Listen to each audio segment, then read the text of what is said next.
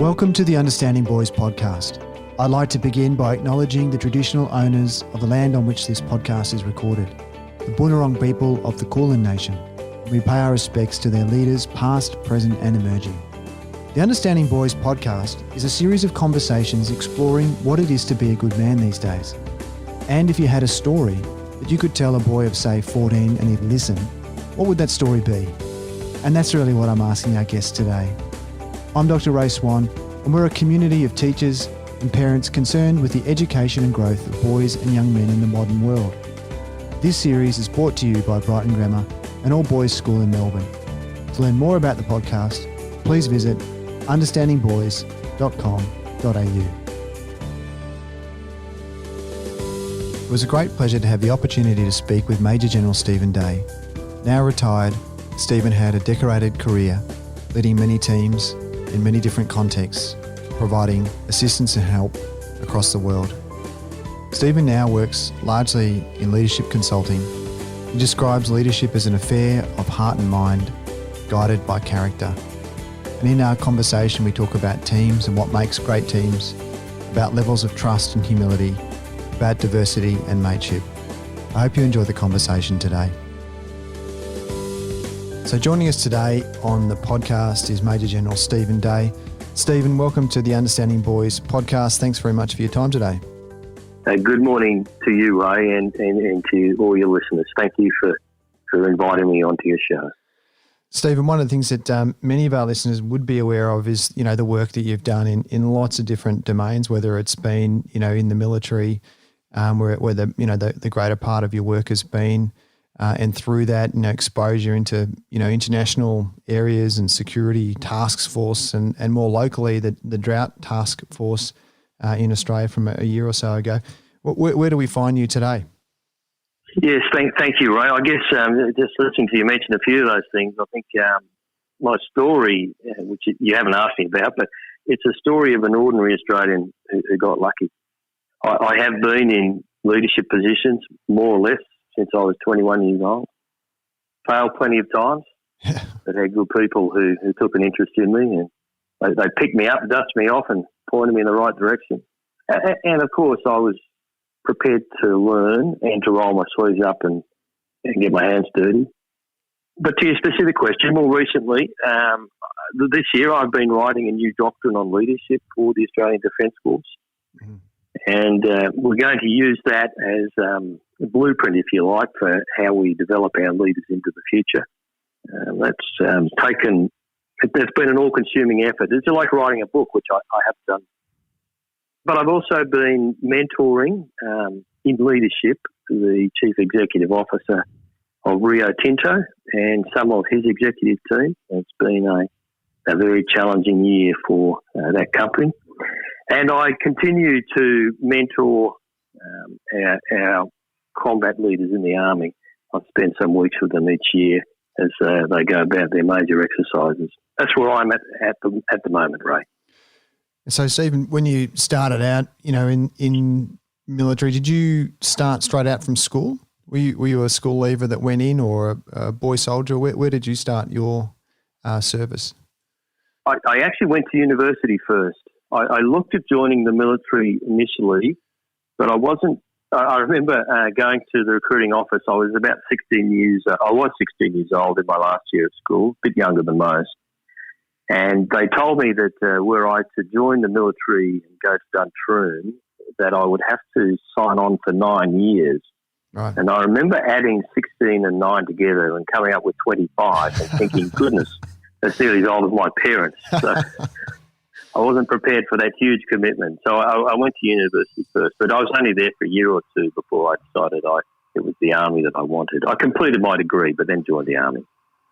Yeah, fantastic. And I imagine that, it's interesting now that, you're saying is, in terms of writing the leadership manual and, no doubt a lot of the work that you're doing is probably in a way going back to some of those university skills that you developed, in study along with your, the training that you've received, through the Australian Defence Force. But I guess it would have been almost unimaginable to you in some ways, the sorts of things that you're doing now and the kind of work that you've had perhaps in the latter part of your career. Yeah, life throws up extraordinary opportunities. There's some challenges, of course, as well. But for me, I found a path in leadership and helping others develop their in that area. It's not a path I necessarily chose, but it's one I seem to be naturally attracted to, and others obviously saw that I knew a little bit about it and have asked me to help them.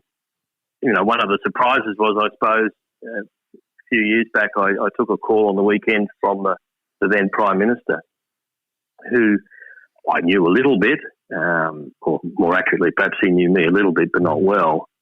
But he was looking for someone with some leadership skills to pull together the response to drought. And that was a special privilege and not one I was expecting. So that would have been amazing, to have that. And I guess, does it strike you? I know some of the guests I've had on the shows over the last while, you meet these incredible people, and I guess you must pinch yourself sometimes to be thinking, "Wow, here I am talking to the Prime Minister of Australia," or someone else that no doubt you've crossed paths with, in the various roles and responsibilities that you've had for the country. I learnt from my father to respect all people, but to be in awe of none. Right. And so I found it's a privilege, of course, to work with talented people and people who've got particularly onus responsibilities, and to perhaps lend a helping hand. But I've always tried to sort of stay grounded and respect for everyone, for every human as a fellow human, sort of where I start, and that's how I've tried to lead my life. With the work that you've done, Stephen, and people coming to you and talk a bit about leadership, obviously they're interested in their own, whether it's Rio Tinto or other companies, they're looking at trying to create a culture of performing well or high performance. With an engagement like that, where do you start? Do you do an assessment with a group? Do you work, with an individual? How do you sort of approach, starting that conversation about improving performance in an organisation? We start with leadership, and you mentioned earlier about university teaching your skills, and it does. University is fantastic. It's taught me lots, but it didn't teach me a lot about leadership. Leadership is an affair of the heart and the mind, guided by character. And a lot of our senior people in important positions in business, say, they have a very extensive and have performed very well, usually, university education. But leadership tends not to be a part of it. They tend to be very good at the management piece. And we manage things, but we lead people. And so that's where we start. We have a conversation about leading people. And we then talk about what does a good culture look like in an organisation where you want to perform well. When you look at something like that, are you about, there's obviously, I love what you said, the affair of the heart and mind guided by character.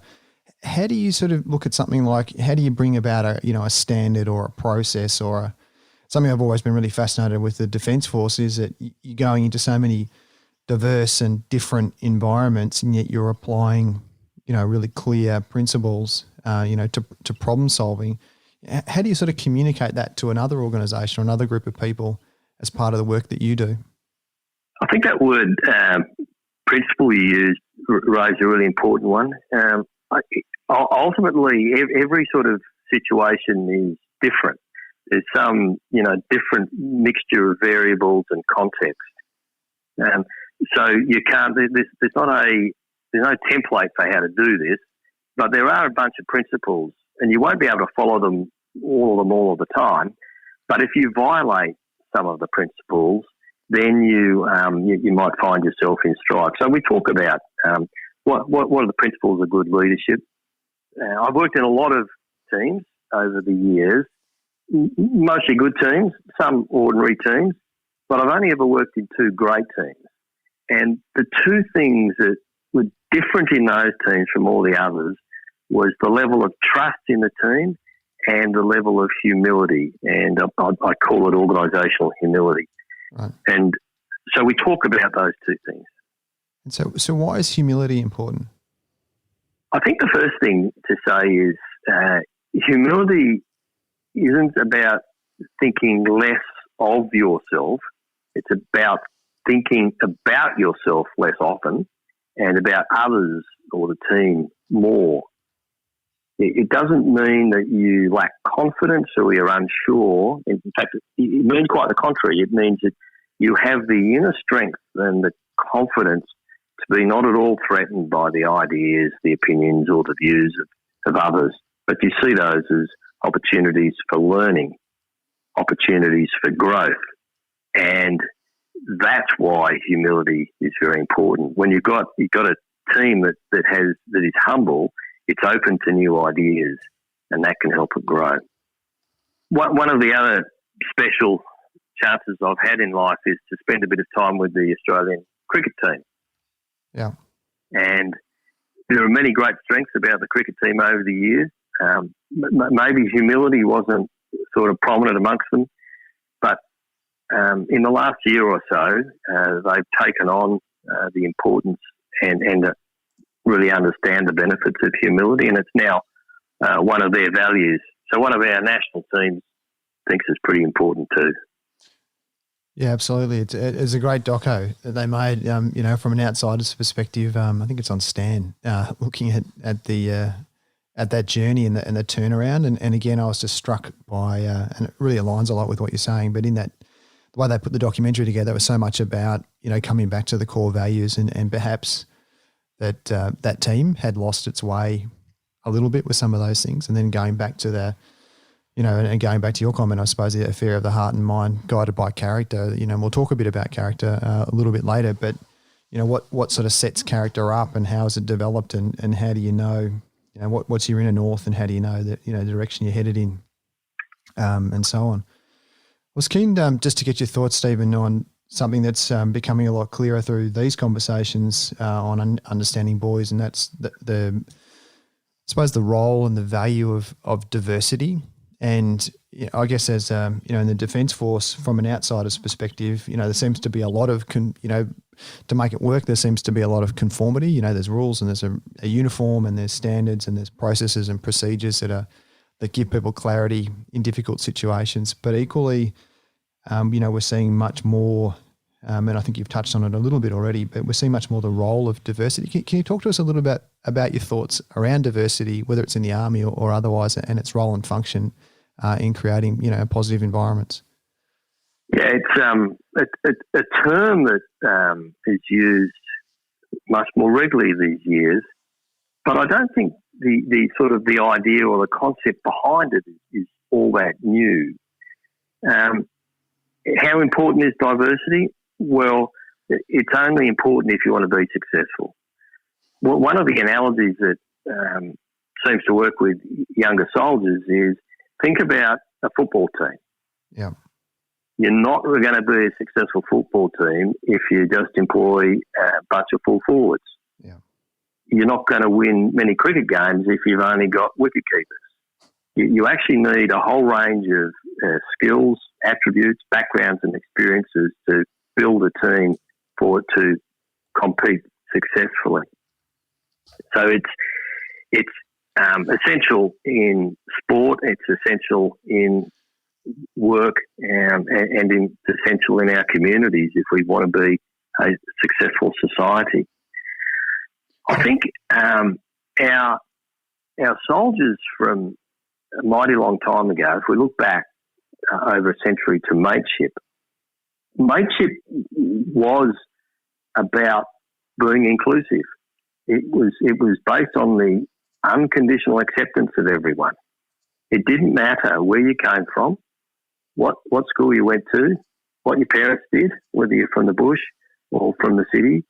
None of that mattered. What mattered was that you did the best you could at the task you had before you, and that you looked after the others around you, your mates, if you like.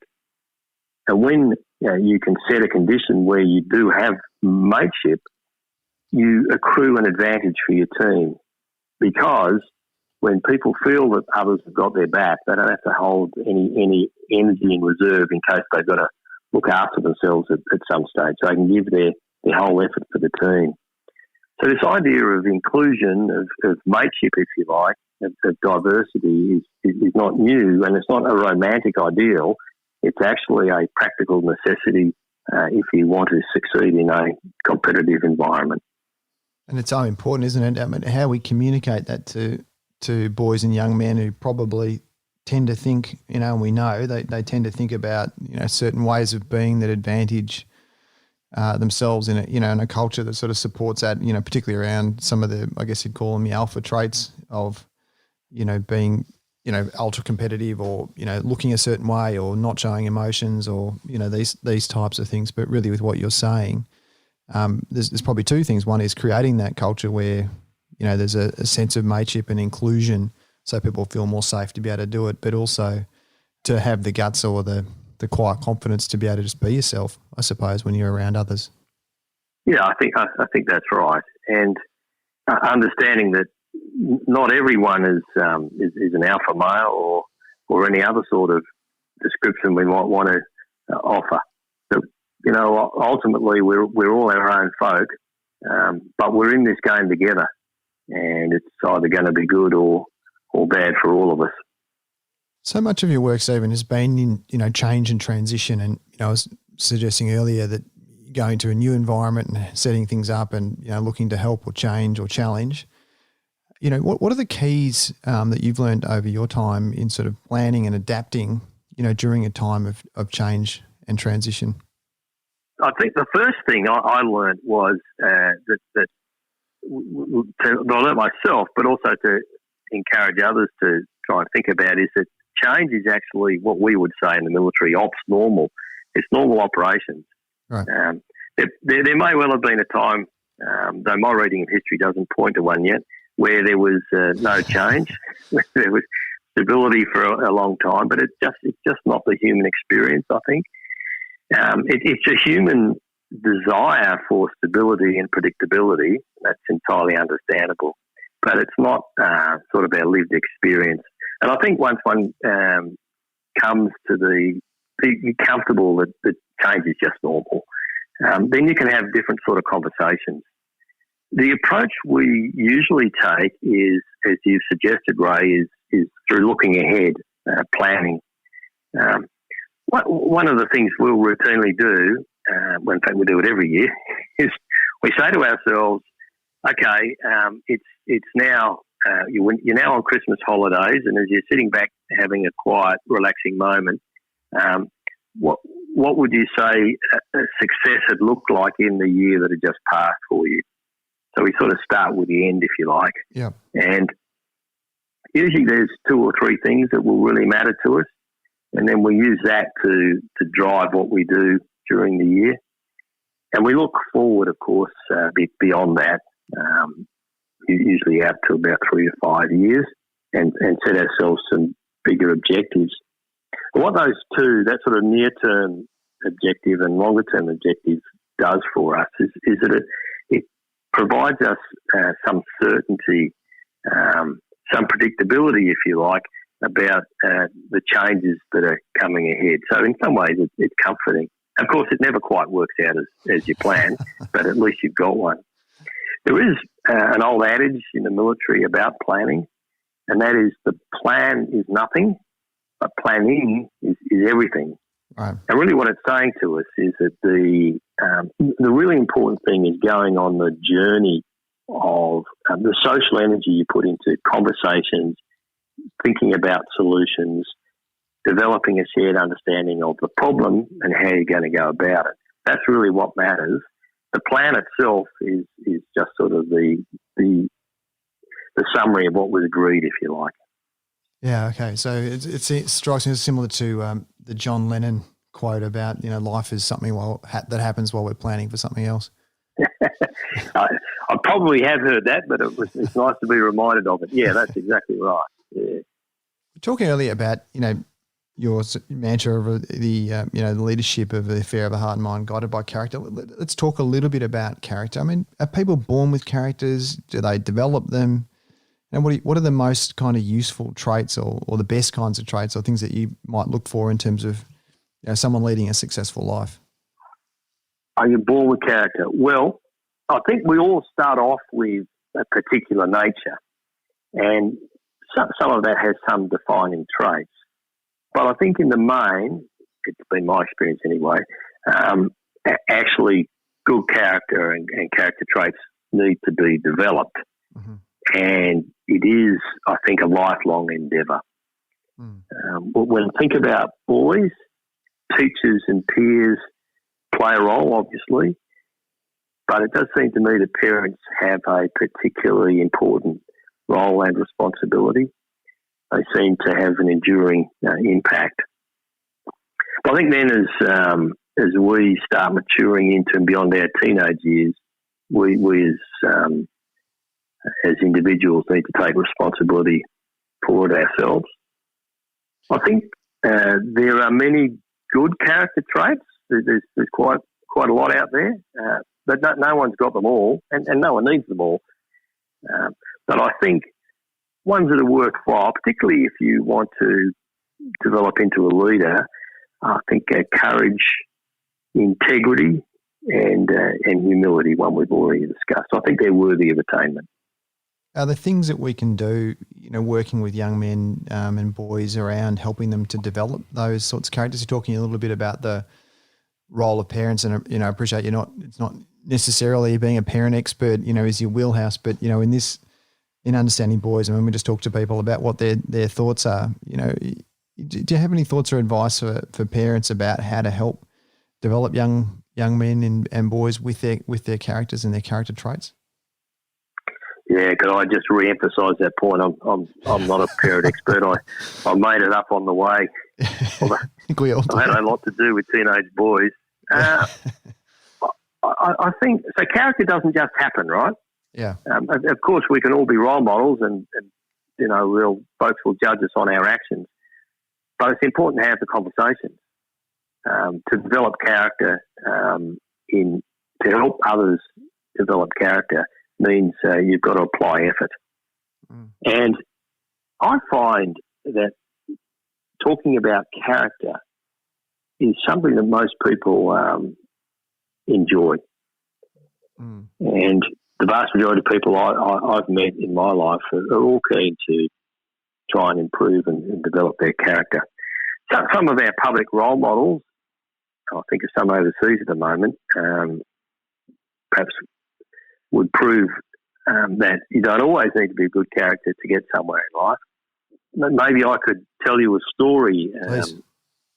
Up here in Queensland, where I am, there's an animal called a bush turkey, something folks call the scrub turkey. We tend not to see them in southern Australia, but they, at the best of times, they look a bit bedraggled. But anyway, there was this bush turkey out in Western Queensland during drought time, and it was struggling to get feed, and it really did look more bedraggled than normal, and it had lost its ability to fly, which is never strong anyway. Yeah. And it wandered into a pen where there was a bull and a tree. And the bull looked at the scrub turkey and said, "Goodness, you don't look well." And the turkey said, "No, it's been tough, not a lot to eat." And the bull said, "Well, if you have a look around my paddock, there are a lot of my droppings. I've been told, though I don't know myself, that they're quite nutritious. So why don't you try some of them?" The turkey, hungry but reluctant, did decide to try some. And he got a boost in energy and thought, "Goodness, I might even be able to fly a little bit." So he took a little bit of a run, and he was able to fly to the very lowest level of branches on the tree that was in the paddock. Yeah. And he sort of looked at the bull in the eyes and said, "Well, that was great." The bull said, "Well, look, as you can see, I'm a bit lonely. Why don't you stay here for a week, get your strength back, and keep eating my droppings?" And the turkey did that, stayed for the week, and each day after it had consumed some of the bull's droppings, was able to fly to a higher level in the tree. Yeah. Until right at the end of the week, the turkey got to the top of the tree and was beautifully silhouetted against the blue sky. When the farmer saw it, took out his shotgun and shot it. Oh. The moral of the story, if you don't mind me using this language, Ray, is that bullshit might get you to the top of the tree, but it won't keep you there. Yeah. Character matters. Yeah. It's a great story. With your thinking around, talking about character and born, developed, and, the role of parents, which I think all our guests have confirmed as being, such both a pivotal one, a formative one. One of the other things that's come up a few times in these conversations has been, the role of discipline in learning and, getting somewhere in life, and also the role of motivation. And I suspect across your working life and your career and various times and challenges that you've faced, you would have learned a fair bit about discipline, but also a little bit about motivation. I'd be really keen to hear your thoughts on, how you build one or the other, or which one you go to, or, have you found one or the other of discipline and motivation easier or harder? Yeah, they're both necessary in sort of different amounts at different times, aren't they? The thing I learned about discipline, well, there is a sense that the military sort of runs on discipline, and that's how we don't actually need to motivate people because we can just discipline them. But that's just not true. We lean much more on motivation than we do on discipline. Discipline is necessary. The discipline I've learned that's most important, though, is the personal discipline, particularly when it comes to sort of learning and growing. And I think the key to discipline in yourself, let's say focus on learning, is habit. Yeah. And to have the habit of, say, learning or study requires discipline. And I don't think it's so much about how you learn, because we all learn differently, but that you establish your own routine. I found as I got more senior that things became a bit more challenging and my week was a bit more busy. And as is normal in all of our weeks, things didn't always turn out the way I would have wanted them to. But rather than spending energy on worrying about that on that day, I would say things up until the end of the week, and usually it was a Friday, and I'd find some private time. It was only ever between quarter of an hour and 30 minutes, and I'd sit down and examine the week that had just gone before me and look at the incidents where things didn't quite go as they would have done. I spent no energy worrying about, if only so-and-so had done X, or, if the boss had done Y, because I didn't control any of those things. But what I could control was my response and the role that I played. And I would try and take away, okay, what if I'd done one or two things differently, would have the outcome been better, and what have I learned from that? And I've done that most weeks over 30-odd years now, and that's helped me get better. So I think discipline, the best discipline comes from within, and is necessary to form habits, which will help you develop. Yeah, and then you can embed those, as you've described, into your day.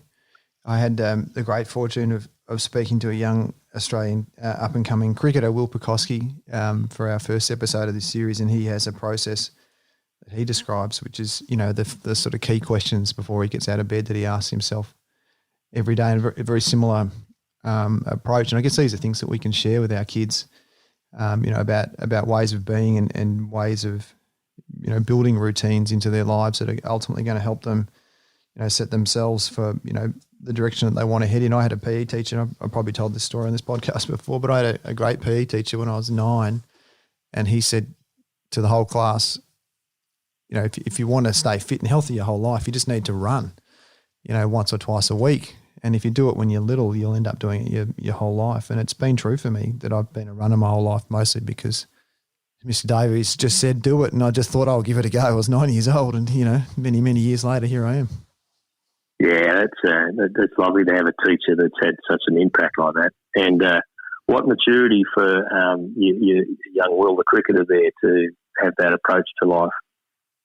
I think a question that I was invited to ask myself when I was a young man, and it is one I ask myself at the end of each week at the same session I do where I review my performances.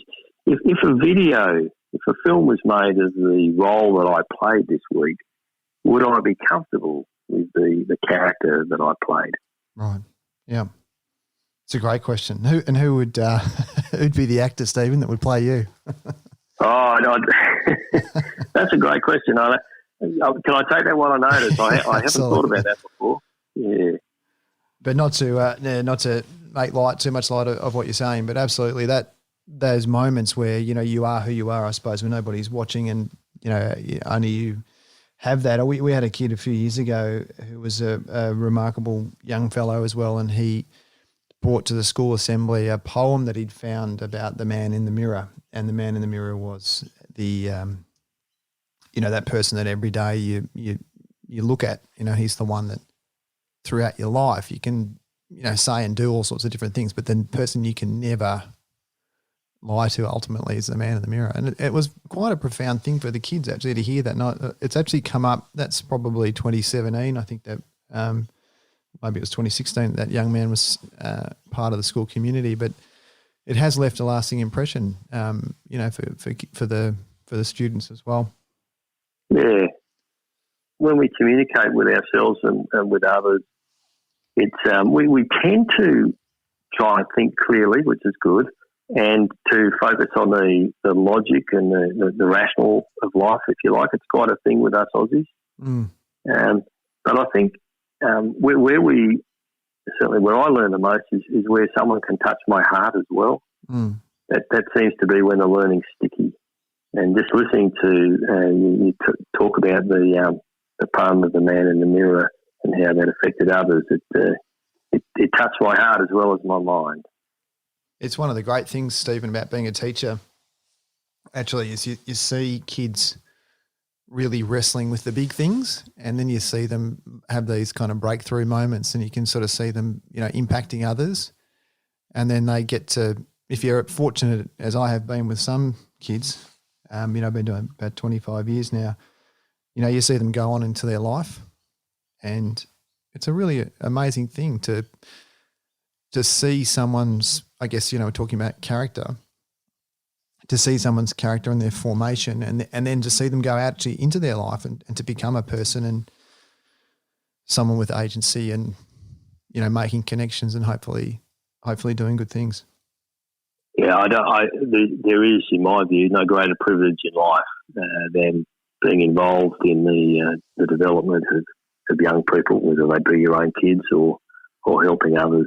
It's a wonderful responsibility, although it doesn't always feel like that. But the rewards are extraordinary, especially when you're on yard duty on a hot day, and it's it's the square up match or something like that, where the kids have got 10 minutes to score the last goal. That can get a little bit hairy. If you just before we sort of round the bend, for the last couple of questions that we ask all our guests, I was curious to hear your thoughts on strategy.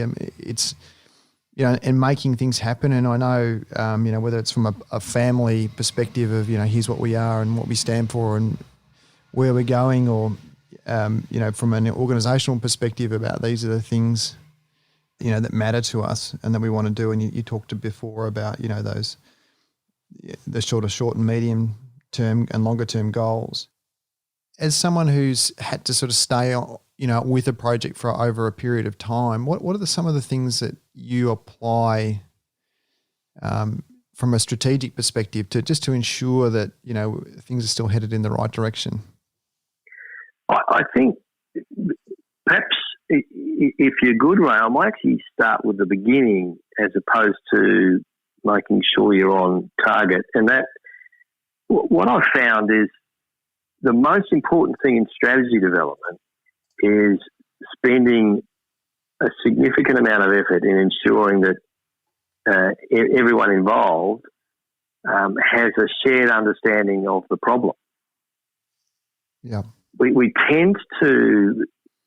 I tended to focus most of my energy on the the how, if you like, rather than the front end piece. And what I learned over time was that if you fail to ensure that there's shared understanding of the problem, that there is a set of assumptions, often subconscious, that others make, that somewhere down the track make execution problematic. Yeah. It can lead to confusion. So that shared understanding of the problem is where I these days I put most of my effort up front. Well, once you've done that, I found that the how you're going to solve the problem becomes much easier. There's less heated discussion, if you like, on the solution space, because you already know what you've got to achieve. I think the other thing I learned in strategy is 50% of it is the understanding the problem and then coming up with a solution. But the other 50%, as a leader at least, is communicating it. Yeah. And sometimes, when you've said the same thing 27 times or whatever, you think, oh, maybe I've got to find a new way of saying it, or I'm getting tired of repeating myself. But what I learned was that it is very difficult to over communicate. As long as there's clarity in what you have to say, then eventually enough of the folks who are with you will understand, and you can head off in a unified way. But communication from the beginning, manoeuvring the ideas, if you like, and then staying with that communication throughout the journey of execution is probably the other key lesson I learned. That's fantastic. I really like that delineation. And one of the things I was curious about as you were talking was it's difficult to over communicate. How important is it to be consistent with that communication? I mean, obviously there's a way in which you communicate, consistency, but I'm also interested in, when you've got a situation where maybe things are changing and you do need to change tack, how do you sort of manage that? Is that a refresh or a sort of a milestone and you look at something different? How do you sort of manage that? Okay, we now need to go more in this direction. Maybe we've got a few of the early things wrong. I think the first thing I try and do is I spend some time thinking about what I'm going to say. It's difficult if you're not clear in your own mind. It's very difficult to be clear with others when you're speaking. Yet you've also got to be simple. And I try and differentiate between simplistic, which is the first sort of thing that comes into your head that might sound okay, and simple, which so the simple bit comes after thought and understanding and consideration. Simplistic comes before those things. So I think setting yourself a task of communicating in a compelling way that provides understanding or answers, if you like, that everyone can understand is important. Great leaders are great simplifiers. Yeah. But your question really was about, okay, you've now got to change how to go communicating that. One of the things that I learned to focus on was when you come out with your strategy is also be very clear about your assumptions. Right. What are the 3 or 5 things that your strategy is based on that are actually assumptions? You assume X is going to happen. Now, as you go along executing, you do try and turn those assumptions into facts. You try and gather information to test your assumptions. And if they turn out to be true, then that's fine. You won't need to change your plan. But if your assumption turns out to be wrong and you've now got new information, well, then that then provides you a point for conversation to pivot and say, well, we thought that Collingwood were going to win these last few games, but they haven't. So we're going to have to come up with a different approach now. So it's about having done your homework, or if something has come up that you hadn't considered, it's being comfortable with being upfront and saying, okay, well, we got that wrong. Let's reconsider here. But also it's important, I think, to have conversations with as many people in the team or the organisation as possible, rather than just the select few who might be involved in strategy, because you need to bring everyone along on the journey. What I really took from that was the idea about, what are the assumptions and being able to turn those assumptions into facts. And then once you've interrogated that a bit, if they're not true, then you can pivot and start to have different kinds of conversations. And look I guess from a life perspective, whether it's with your family or, in your work life, that makes a lot of sense, because I think one of the challenges in communication is being clear and consistent. But then when things change, how do you manage that? And I think, I can see that using starting with what are people actually thinking about, what's the shared understanding of the problem, not as much, I guess, on the how, but then looking at what are the assumptions as you gather information about that, and then starting to either confirm those assumptions and things that we're working with, which were part of that initial conversation, or challenging the assumptions and moving in a different direction is a great piece of advice. And it certainly speaks to transparency as well, which I think also people generally on teams highly value. Yeah, absolutely. I think it's another great word, that transparency in communications. I found that people are okay with you making mistakes. What they really need from you is honesty, and you can all go together in a better direction when things are transparent. Yeah, okay. It's a great point, Ray. I asked this question many times now about the 14-year-old boy, and he'd listen, and it's a funny one for me, Stephen, because I think people often laugh and go, "Oh yeah, if he'd listen." My experience has often been that 14-year-old boys love stories. So of course they'd listen, but it's all about the context, isn't it, I suppose? So I figure we've got a captive audience. If you're listening to this podcast and you're still with us after what's for me been a fantastic conversation, you're probably ready to hear a story. So if you had a story, Stephen, that you could tell a 14-year-old and he'd listen, what would the story be? Yeah, I think you're right about stories, about 14-year-olds, and I think it's true of 5-year-olds, but I also think it's true of 41-year-olds. I think humans like stories. I've enjoyed some success in life, but I've endured plenty of failure, and I've learned a whole lot more from my failures than I have from the successes I enjoyed. When I was a newly commissioned officer in the Australian Army, I was 21 years old, very, very confident in my abilities and my knowledge. In fact, I decided that I didn't need encyclopedias anymore. I was that knowledgeable. I was leading a group of soldiers, about 25 of them, in a military skills competition in the outback in New South Wales, a platoon of young soldiers. One of my responsibilities was to navigate safely those 25 men out in the bush. And this was in the days before we had GPS technology, so I had a paper map, a pencil, and a variable quality compass. Right. And after we'd been heading into the bush for a few hours, on foot, I should say, I started to be less confident that I knew where we were. All the hills seemed to look the same to me, including on the map. Mm. Now, the second in command of that platoon was a sergeant. He was a much more experienced soldier than I was. He was well into his 30s. And he sensed that I was struggling. So he came up to me and he said, "Are you okay? Are you comfortable that you know where we are? Can I help you?" Mm. And my response to him was, because my pride kicked in, "No, I'm fine, Sergeant. I know exactly where we are, and I know you're really busy and got other things to get on." Well, we were supposed to be back into our firm base by last light that night. We never made it. Those soldiers for whom I was responsible, I was the leader, spent all of that night and half of the next day away from shelter, which would have been handy as it turned out during that night, and away from sufficient food and water, all because I let my pride get in the road. So I learned two things from that.